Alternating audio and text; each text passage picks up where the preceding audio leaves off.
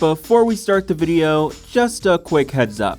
This is part 6 in a series I'm doing covering the Super Monkey Ball franchise. It's not required, but you may want to check out the previous chapters for additional context. But without further ado, hey there, I'm Kardino, and welcome back to Fallout, a Super Monkey Ball retrospective.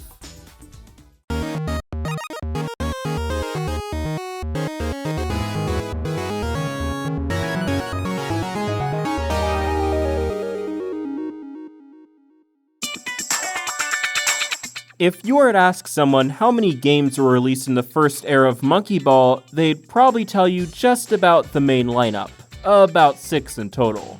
Well, I can certainly understand why you might think that, but they're actually more like 16. At this point, this hypothetical fake fan would probably think you're cheating and including demos or regional variants, but actually no. There really were 16 distinct titles released in the classic era of Monkey Ball, and even a couple beyond that, depending on how you count them. But for various reasons, many of these games were very poorly documented and eventually lost to time. Well, that is until now, because today, we're going through them all. And I know I've been going chronologically up until now, but to keep things interesting, we'll be going from most well-known to least. Alright, so our first game to look at is what's commonly called Monkey Ball N-gage. And you guessed it, it was released on the Nokia N-gage. Now, the story behind this game is actually kinda interesting. As a lot of you probably know, the iPhone wasn't released until 2007, so mobile gaming wasn't really in the mainstream like it is today. But that didn't stop SEGA, who was constantly pushing technical boundaries, for better or worse.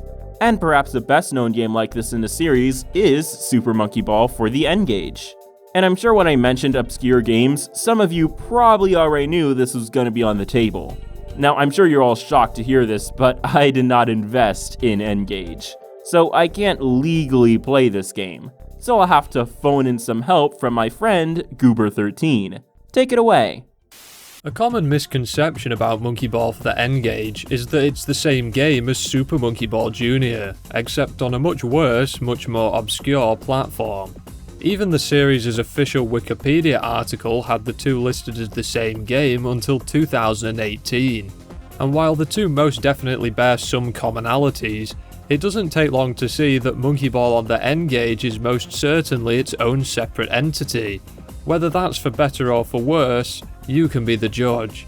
But first, let me give a bit of background on the N-gage itself. The system was released by Nokia in 2003 and intended to be one of the first hybrids between a mobile phone and a full-fledged handheld games console. Technologically, the N-gage was kind of ahead of its time, having a faster processor than the Game Boy Advance, as well as multiplayer capabilities over Bluetooth or the internet. However, the system sorely lacked in many other aspects.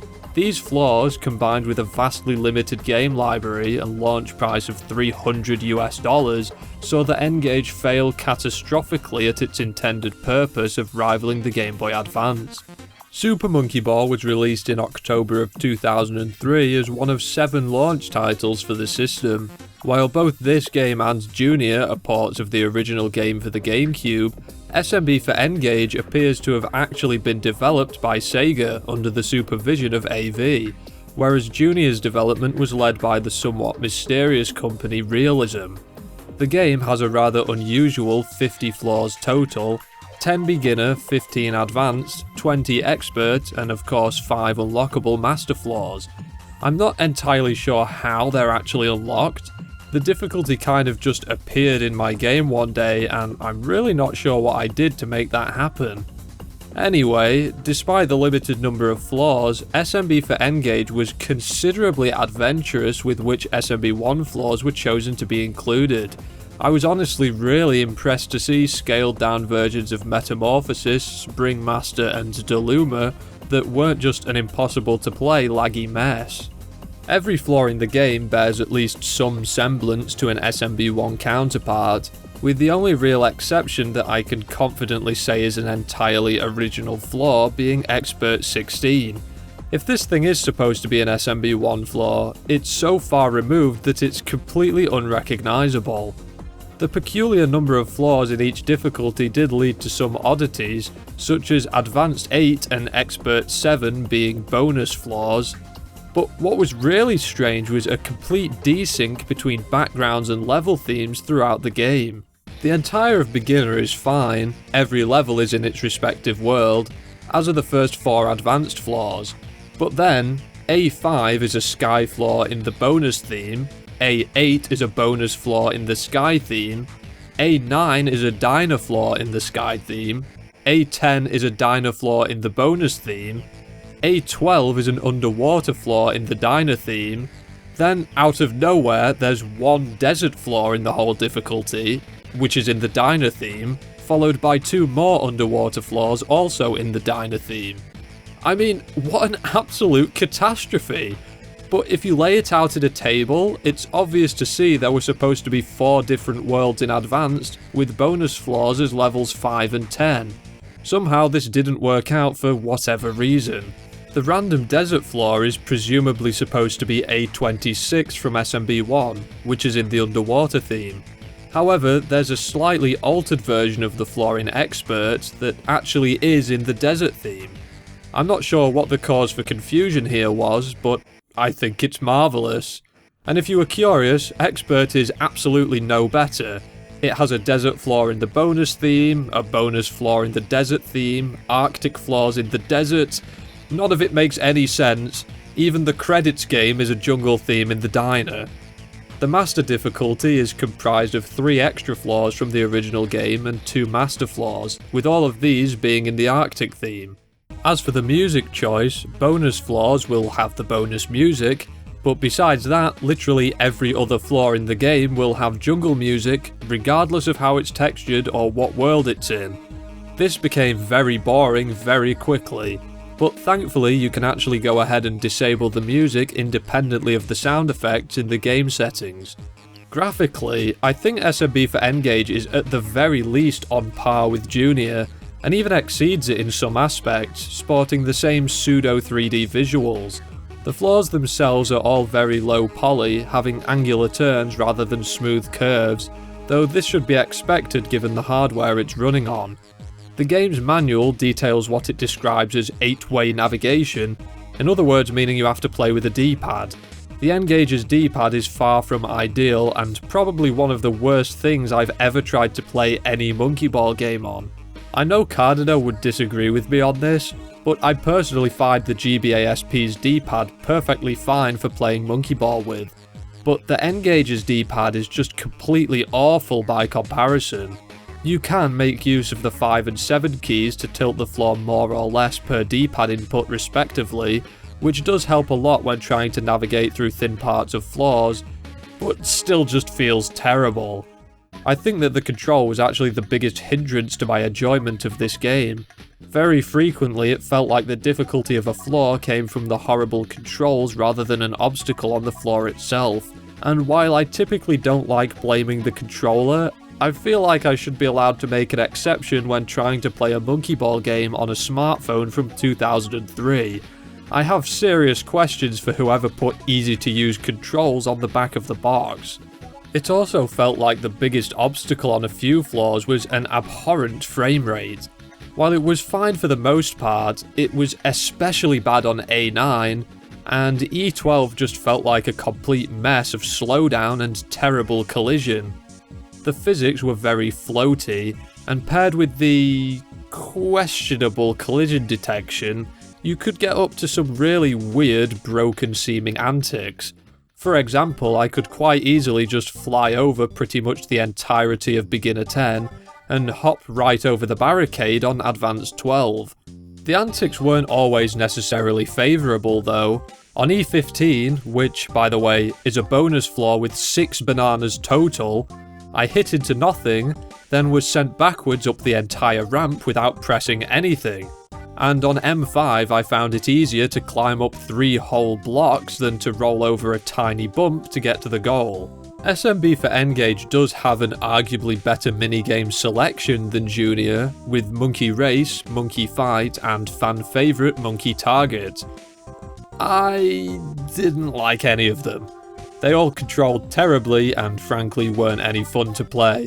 But they were pretty much exactly as you'd expect these minigames to play as a handheld version. Monkey Target was easily the best of the three, however I ran into the same weird collision glitch as I did on E15 that caused one of my attempts to just completely go to waste.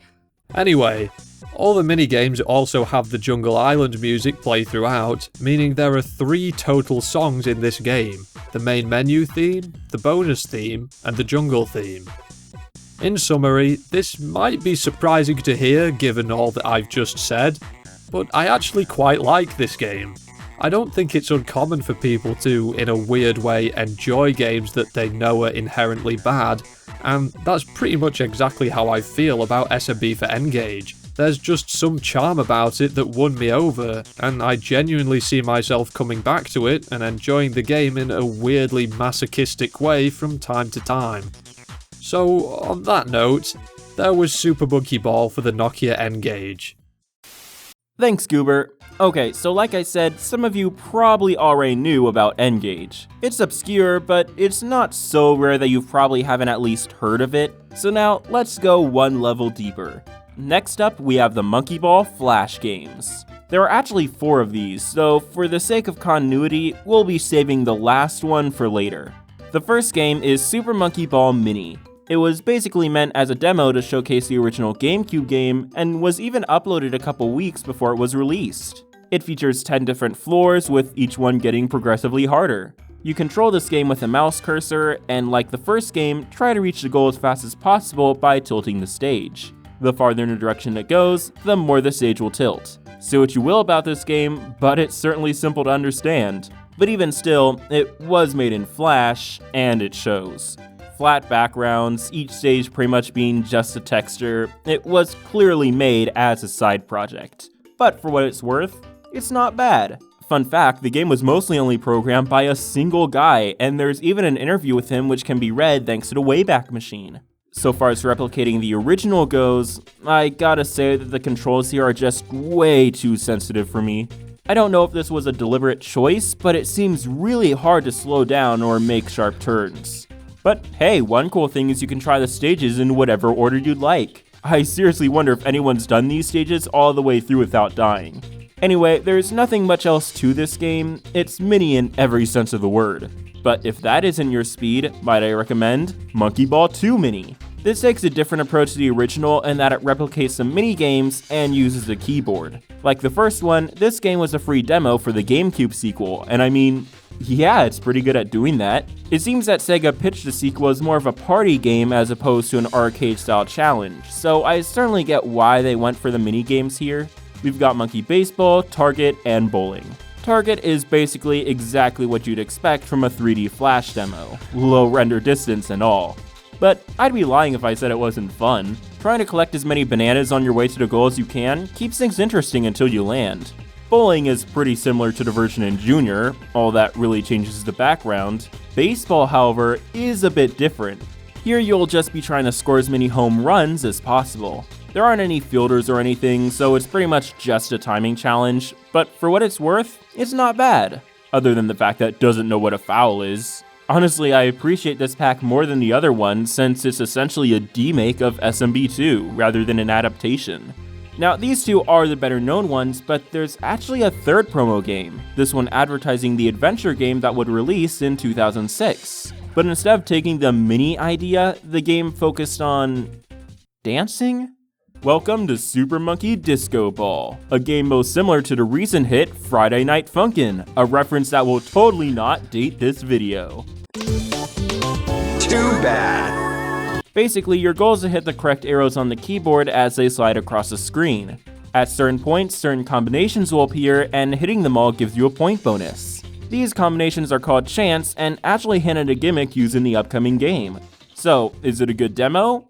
Well, the first 2 levels are simple enough, and can be cleared after a couple tries, but the third level? It's nearly impossible. And the reason for this is that the game doesn't record your input fast enough. You can hit an arrow as it's passing the center, but it often just won't count. Add in the fact that you can only get so many wrong before failing, and you've got a pretty frustrating experience. Not to mention things like the chant guides, the progress bar, and even the poorly animated AiAi model are nearly impossible to focus on since you're trying to concentrate on the arrows.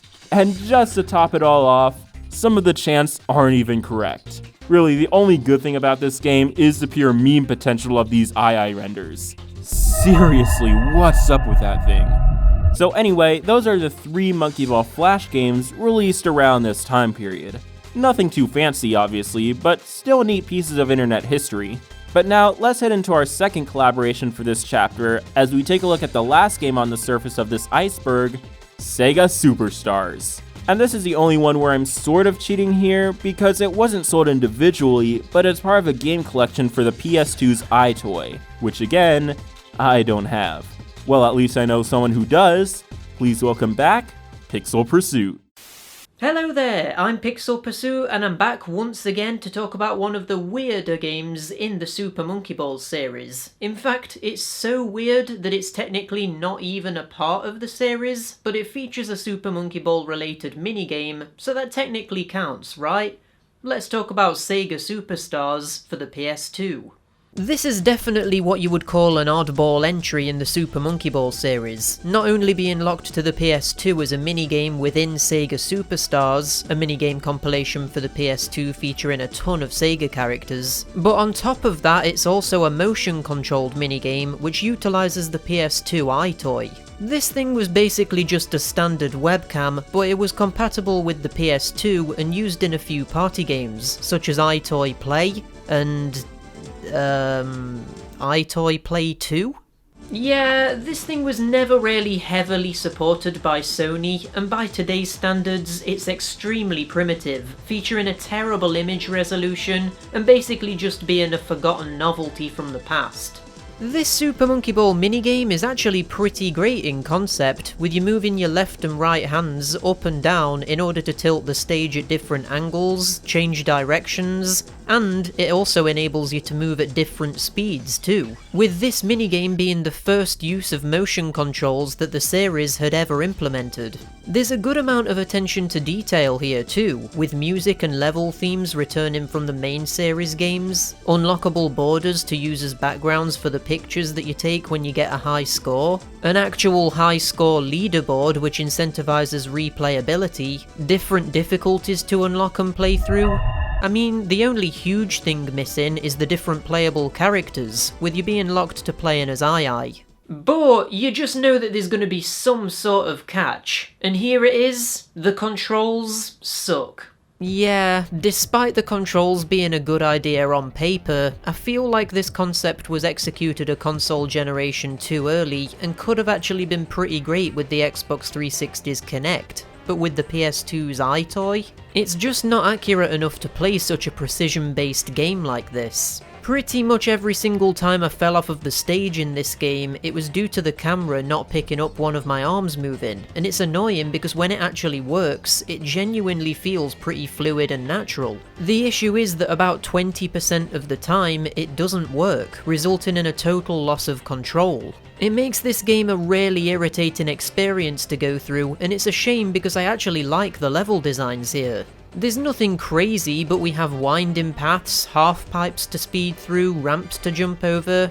There's a lot to love. It's just so badly let down by the imprecise motion detection. I even tried setting up one of my big studio lights to see if it was just me being in a dark room affecting it, but no, even with an extra light source, it still wasn't great. So yeah, despite this game quite clearly having a lot of passion put into it with all of the little details, unfortunately because of all of its issues, it's not really worth going back to today. That is, unless you're a crazy person like me anyway. And there's SEGA Superstars. It's a weird little experiment that might not have turned out the best, but is still a neat obscure entry.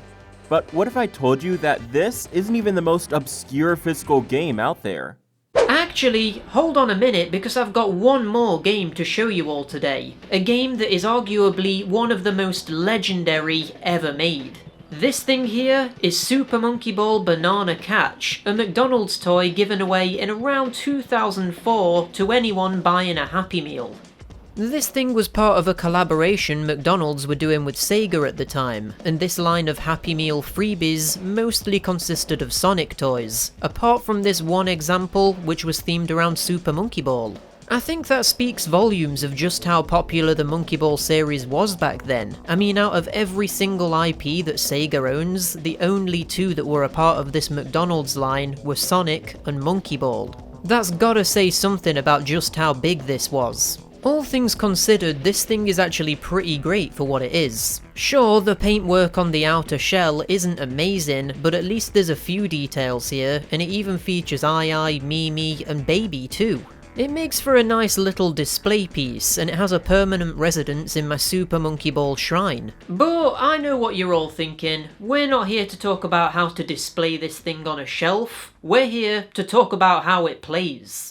As you would expect, the gameplay here is very simple, reminding me of an old school Game & Watch game in the way that it uses an LCD screen with the background details being physically printed onto the screen. The objective is to move AiAi left and right at the bottom of the screen and catch falling bananas that fall from the top. Upon collecting 30 bananas, you'll transition to a harder difficulty where the bananas fall faster, and after finishing all 4 difficulties, you win the game and a little victory animation plays. Like I say, it is extremely simple, but honestly, it is actually quite fun, and you could easily kill a couple of minutes playing this thing, and it would have been fun passing it around the table after finishing your Happy Meal. Another detail I quite liked was that it even has sound effects in the form of this horrible beeping.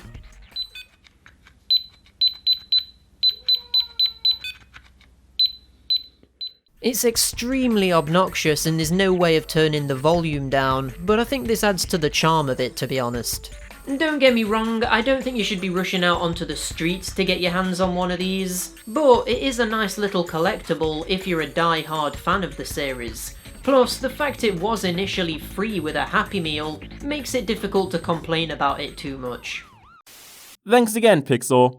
Now then, this is where we get into what is probably the most obscure part of the entire series. As I mentioned earlier, there was a period in the early 2000s where phones were powerful enough to run simple games, but weren't yet powerful enough to run anything very intense. The primary platform these were released on was the Java 2 Micro Edition, or J2ME. And you may be surprised to hear that a lot of companies actually made games for phones that supported it. Unfortunately though, the reason you've probably never heard of it is because they're barely documented at all, especially some of the SEGA games. Besides being a pretty small platform at the time, these weren't things you just bought and enjoyed. Instead, they were usually on a rental system. As crazy as this sounds, you'd rent these games out for $5 a month before the games would lock themselves and you need to re-download them. So basically the only way these games could be preserved is if someone rented them, got a data cable, and used some sort of special software to back them up. And as you can probably guess, that wasn't really happening too much, especially for Monkey Ball. In total, SEGA released 6 SMB games in North America for J2ME and 2 additional ones in Japan. And of those, only 3 of them could be easily found. So what about the other 3? Well, they were simply left behind as these services eventually shut down and the internet moved on. At least that's what I would say if it hadn't been for a 15-month collaborative effort between me, Goober13MD, and Ivan from the Eclipse block. We also teamed up with the Monkey Ball Wiki admin Starfruit to make sure our efforts wouldn't go undocumented again. And together, the group we called Team Potassium managed to recover not 1, not 2, but all 3 of these games. Sorta. I don't want to toot my own horn too much here, but honestly, this was a really big project, whether it be translating games to English, ordering obscure phones and cables from 20 years ago, or digging through several hundred game dumps on fishy websites. They'll be making their own videos, so I encourage you to check them out. It really was a wild ride. But anyway, let's take these one at a time. Let's begin by visiting AiAi's Funhouse. There's really nothing much to this one, and it's definitely the simplest out of all of these. There's 2 modes here, Monkey See, Monkey Do, and Whack-a-Monkey. Yes, that is its actual name. Both games take advantage of this building with 9 windows, each one matching with the corresponding key on the phone's number pad. Kinda makes you feel bad for the people using keyboard phones. Whack-A-Monkey is exactly what you'd expect. Hit the monkeys, hit the good bananas for extra points, but don't hit the rotten ones. Each level gets faster, and you see how high of a score you can get. The other mode, Monkey See, Monkey Do, is kinda like Simon Says. You know those toys you had as a kid that would make you try to memorize a longer and longer combination? Yeah, this is basically that, but with a number pad. Each round adds one more number, and you go as long as you can before making a mistake. To be honest, there's nothing really that notable about this game, and being one of the last games we uncovered, you can kinda see why it got buried. It doesn't even have that much to do with Monkey Ball. They could have swapped this out for almost any IP and it would work. To be fair, it's not like what's offered here is bad, but there's just so little interesting about this game that it makes it feel lost in the crowd. And despite being one of the only games having a flat price of $8 instead of needing recurring payments, there's a reason this one was lost for so long. Well then, let's move on to Monkey Ball Bowling, which is almost exactly like Junior. Now, when we first uncovered this game, I fully expected it to just be the normal mode with nothing else to it. But surprisingly, challenge mode returns too. And if multiple people were using the phone, there was a leaderboard included. So while this is far from the ideal monkey bowling experience, I can at least give it points for effort. And really, the idea of porting the minigames from SMP1 is a pretty cool idea, especially with the simpler ones like bowling. Again, it's nothing to write home about, but I'm not expecting console quality from these things. Okay, so how about Minigolf? Yup, they made a version of this game too, once again borrowing from SMB1's Minigolf. But wait, because this one is actually pretty different. The game shifts behind the ball view from the other games and makes it a bird's eye. A wise decision considering the courses don't have to be rendered in 3D, and it would probably be easier to see on a tiny device. But that's not where the changes end. This version is all about getting to the goal without running out of bananas. Every time you start a turn, you use one up, and the more you have at the end, the better score you earn. There are even some extras to aim for if you opt to go on a detour.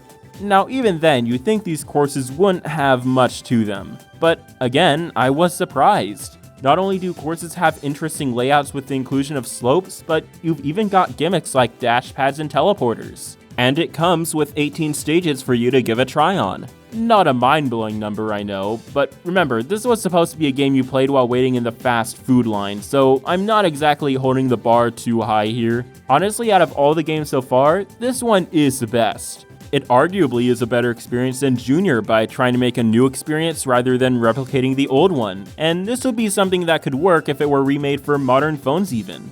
In fact, out of all the 3 games we've covered so far, this is the first one where I probably wouldn't mind renting it for a month or two. And I guess people agreed with me because this was probably the easiest game to find. But okay, at this point it seems that SEGA was taking the approach of simply porting minigames, or creating new ones. So you may be surprised to know that they actually made one based off the main game, simply titled SEGA Monkey Ball. This was a 2D version of the original game and aimed to lean into the pick up and play style. It even replicates the simple controls using only the 4 directions on the phone's D-pad. And what's probably the neatest thing is that it even features exclusive mechanics like wind and movable boxes. In fact, if they had made this into a Flash game, it would have been really good. Maybe they could have added a level editor or something, but as it is now, it's pretty cool. Unless it becomes bad in the last 10 levels or something. Because this is probably the game that got hit the hardest by the rental system, at least in North America.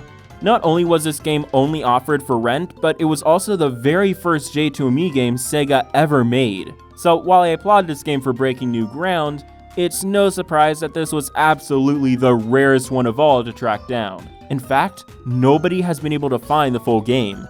Through over a year of searching, we managed to recover this demo off an old Samsung. But as far as we know, that's as far as we're getting. So all we have is the 5 out of 15 levels offered in the demo. It's a shame too because, again, the levels we do have interesting mechanics like raw bananas you need to avoid. I guess all we can do at this point is hope for some pie-in-the-sky miracle. But nevertheless, for Sega's first mobile game, you could certainly do worse.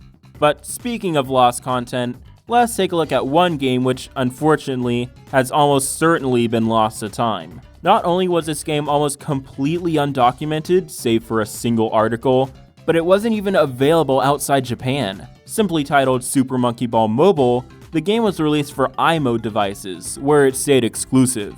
Interestingly though, it actually released a lot later than the others, around 2008. Again, there's a reason I'm not going chronologically here. Now, to share the reason why we may never actually play this game again, it's because of the platform it was released on. iMode was a Japanese exclusive J2ME store, which has since all but disappeared. At the time of this video, the service has long since ceased to be offered in phone contracts, and the store will shut down for good in 2026.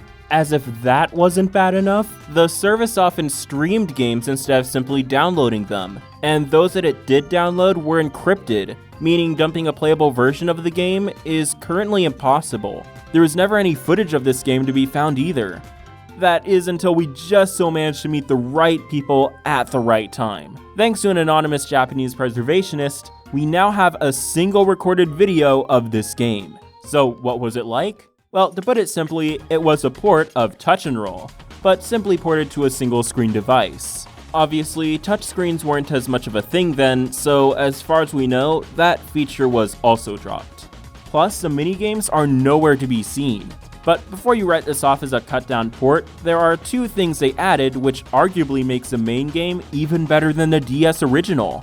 First, they added difficulty options. Entering the game, you could choose between easy, which required 5 bananas per 1-up, normal, which required 10, or hard, which required 20. And if that wasn't enough, you could pause in the middle of a world and come back to it later. For a mobile port, that's pretty good. But wait, there's even more. Exclusive to this game is a new Grand Prix option where you marathon as many stages as you can before you game over and your score is entered into an online leaderboard. This is something we never even got on the console games, let alone Touch and Roll. This might just be the best addition of all, as it would add a ton of replay value. And even if you weren't interested in getting a high score, that hard difficulty might have given the game that extra kick I wished for. So at the end of the day, I end up asking myself if this really is the inferior version. Sure, there's no minigames or multiplayer, but there are some really good additions to the main game. Honestly, I'm just really sad to know that unless by some miracle someone can permanently recover this game, nobody today will be able to play it. I would have totally wanted to give this thing a go. Okay, so our last game is also lost to time, and it's probably the most confusing one of all. This game was called, and you'll never believe this, Monkey Ball. Sega, what's the deal with your naming schemes here? Is it that hard to make a subtitle? Because it's getting really confusing at this point. Anyway, Monkey Ball, not to be confused with Sega Monkey Ball Mobile, Monkey Ball N-gage, or Monkey Ball on the GameCube, was yet another port of 1, only on the JSH53. What's the JSH53? Well, it was part of the J-Phone series, which was a line exclusive to Japan. And it seems the big selling point here was its more powerful internals. But anyway, the game was released in June 2003 and supported 3D graphics similar to Junior and N-gage.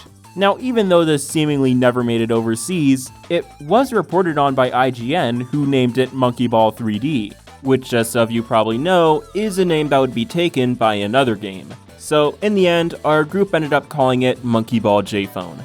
Now again, the game has sadly been lost to time, once again because it was on a rental service. Only this time, with it being exclusive to a single type of phone in Japan, you'd probably get struck by lightning a dozen times and survive before this game ever surfaces. And again, the sad part is we have almost zero info here.